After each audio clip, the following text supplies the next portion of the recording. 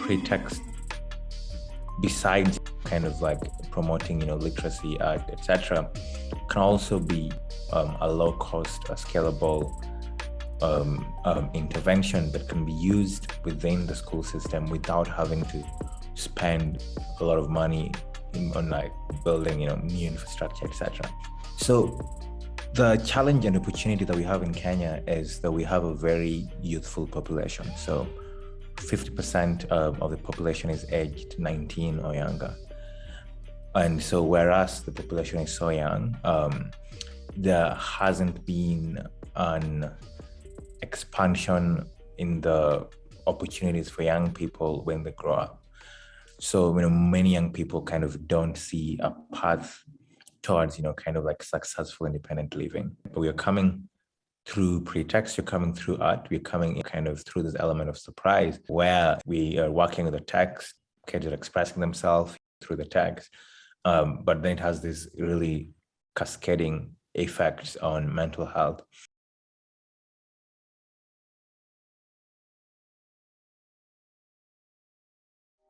En México lo he llevado a muchísimos escenarios. Estos escenarios nos han ayudado muchísimo, como bien nos lo dice nuestra adorada Doris Sommer, a esa acupuntura educativa, esa acupuntura pedagógica que para mí ha sido esa columna vertebral donde he entrado en todos lados, desde dar clases con pretextos en una banqueta, asimismo dar en reclusorios, asimismo dar con profesores con maestrías y doctorados, y asimismo también lo he trabajado en el área con pequeñitos de 4, 5, 6 años, como con adolescentes de 12, 13 años. Entonces, es una muestra de que pretextos entra en todo tipo de universo. Es una cosa increíble, es una columna donde nosotros podemos desarrollar muchísimas estrategias. Cuando trabajé en reclusorios, fue muy interesante porque ahí no me permiten tomar fotos por salud, por esa cuestión de respeto, por cuestión de norma, etcétera. Pero lo que sí les puedo comentar que fue increíble porque los presos, cuando yo entraba al reclusorio, pues no tenían muchos lo que era la educación básica. Entonces, el momento de llevar pretextos, cuando yo llevaba mi cordel, era muy interesante porque uno de los policías me decía, licenciada, con ese cordel la pueden ahorcar. ¿Está de acuerdo? Yo le decía, sí, estoy totalmente de acuerdo, ¿no? Porque para ellos son armas de cierta manera.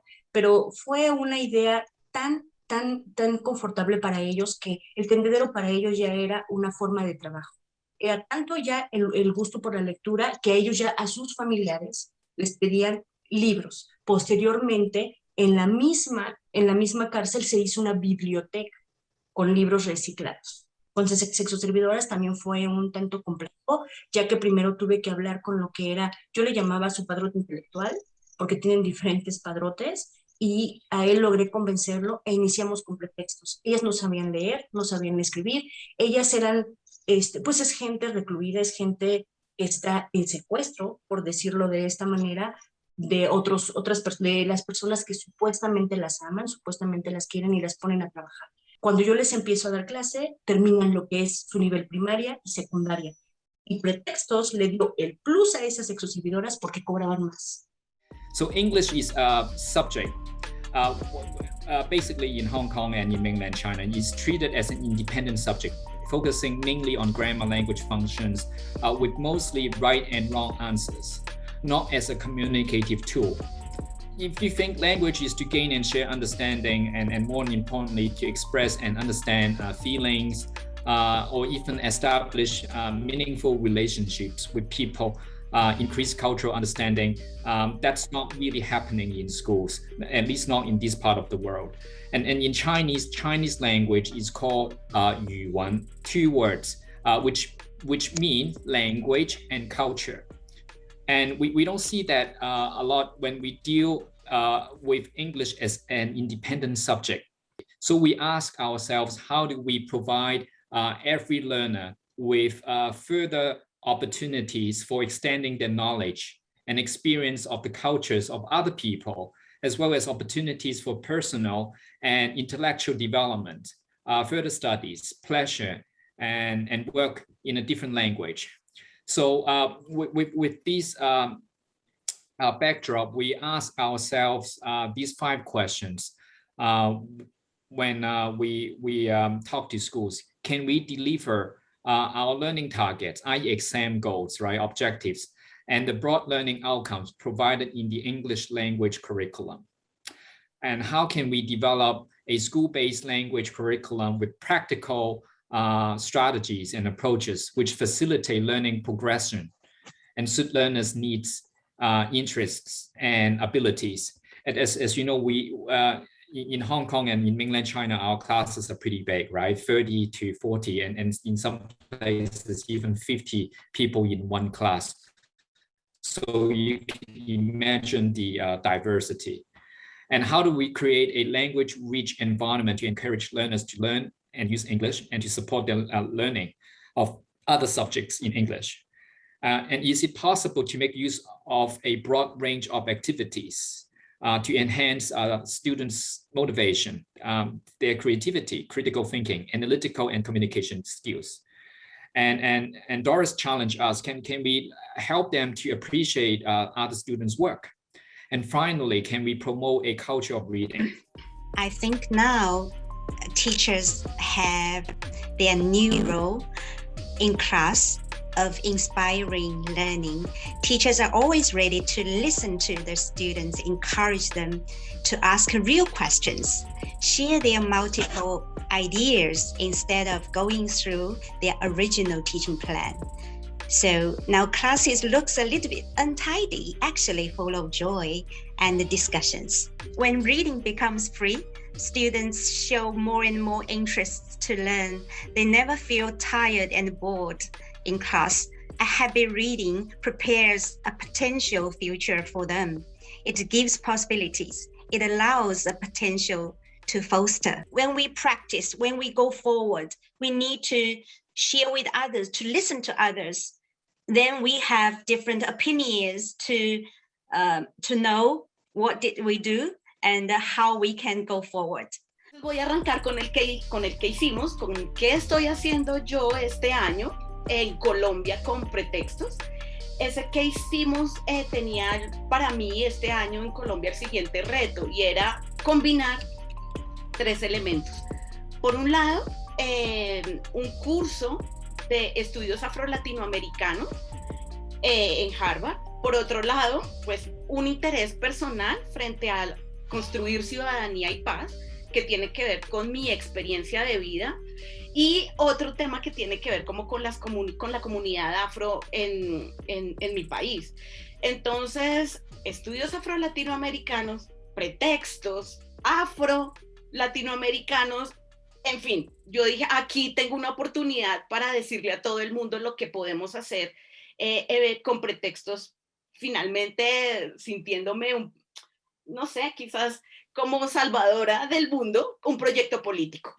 Entonces, lo que he hecho, o lo que yo siento que hago y que hemos hecho con el equipo Pretextos en Colombia, que es un proyecto político, que desde el 2016, con la firma del Acuerdo de Paz, ha exacerbado ese sentimiento de que podemos ser un mejor país.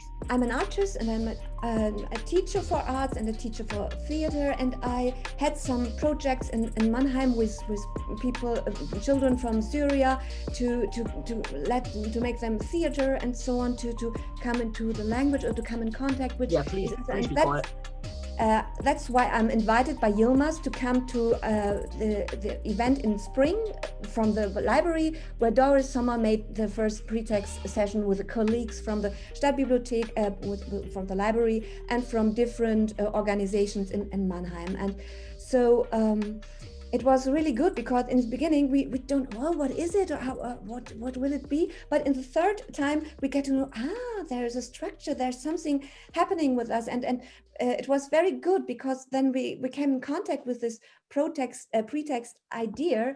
And so I have the chance to do it with a school class, the 5th class, now with the pupils who are from 10 years to 12 years. and they're from Bulgaria, from Moldavia, from Turkey, from Poland, Romania. I think there was none who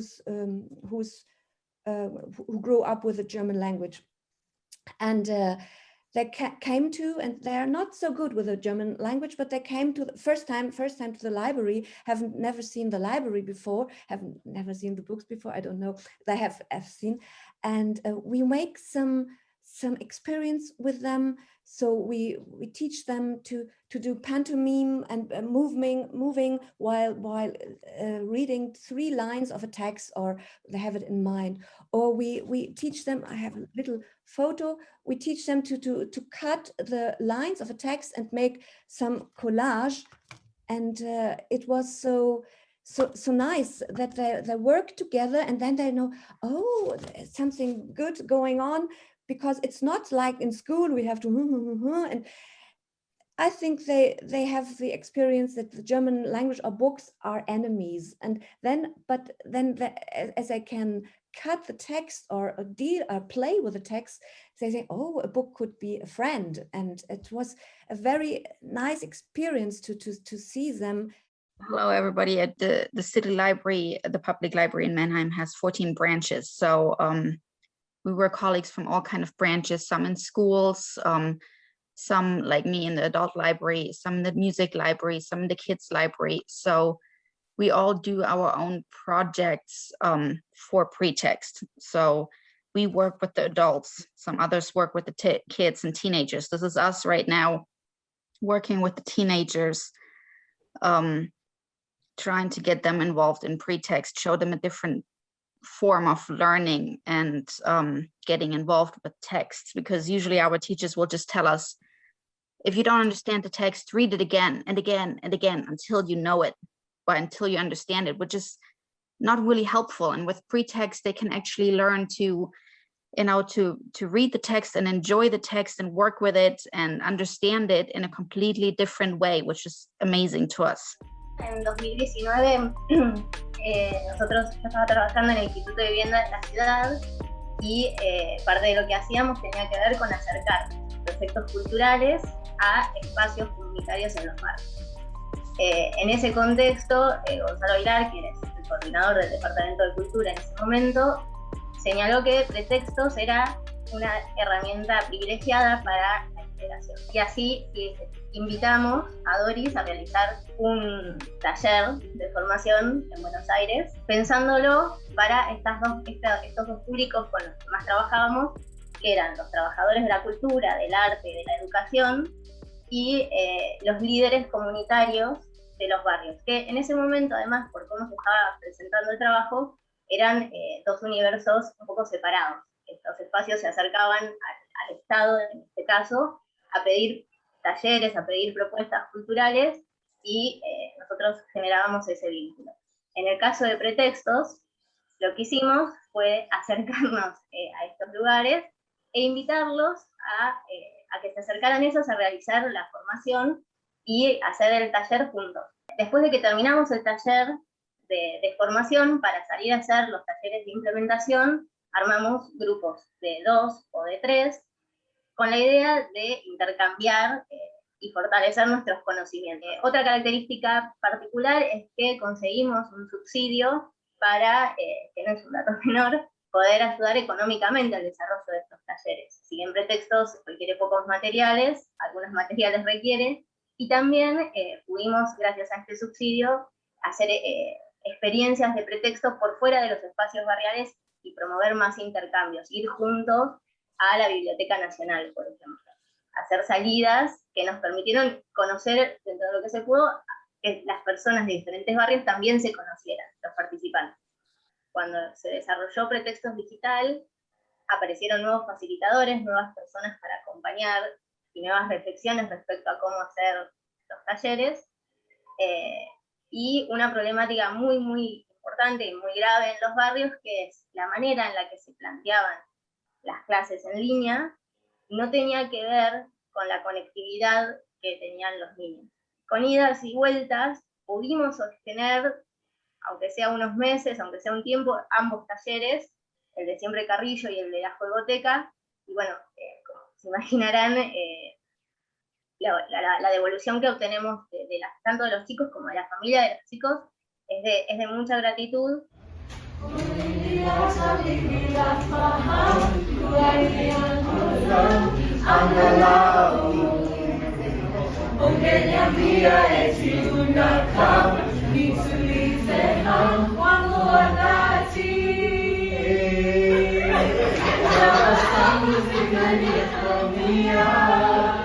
We go lonely.